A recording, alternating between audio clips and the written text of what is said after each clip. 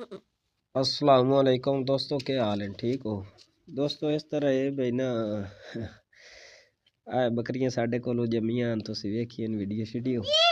अच्छा, सब तो ज़्यादा गलती पता की होंदी, असी इन्हां ना वो पेन बायोटेक इंजैक्शन लाया ते वो इंजैक्शन जेड़ा है ना गलत लग गया थोड़ा जिहा ना, ये हिल्ली काबू होई नहीं। तुसीं वेख सकदे हो भाई ये पट्ठे दे विच इंजैक्शन लग गया ना, ते वेख सकदे हो पट्ठे दे विच इंजैक्शन लगा। तो ये गलती जिहड़ी है ना वड्डे जानवरां च भी हो सकदी है, जेहड़े बंदे आंदे ना गोश्त च इंजैक्शन लाओ। मैं तुहानूं चल के विखाइना भाई ये ना किस तरह मुश्किल नाल चलदी है। ये ना पहले इतना भी कोई ना चलदी, इतनी भी लत शत कोई ना ला रही जितनी हुण ला रही है ना। ते एह्दा जेहड़ा ना इंजैक्शन दा मसला बन गया।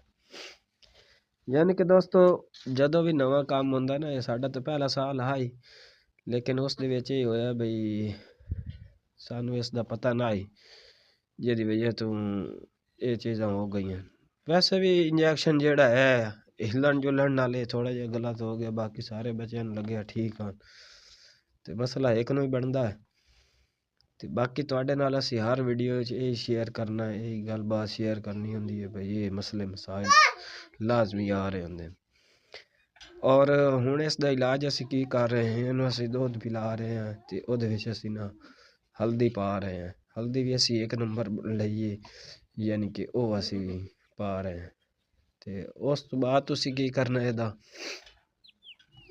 हल्दी जिहड़ी है वो दे के दुध दे विच, ते फिर तुसीं जेहड़ा है ना इस नूं करना है बई, अगर किसी दोस्त नूं पता सुर है इसदा ते वो फिर सानू शेयर कर देवे।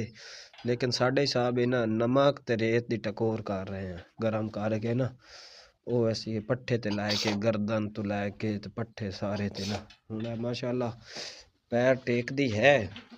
वेखो पहले पैर टेक ही नहीं सकती ना शुरू में, हुण पैर वगैरह टेक रही है, लेकिन थोड़ा चलना फिरना ये लिए मुश्किल हो गया।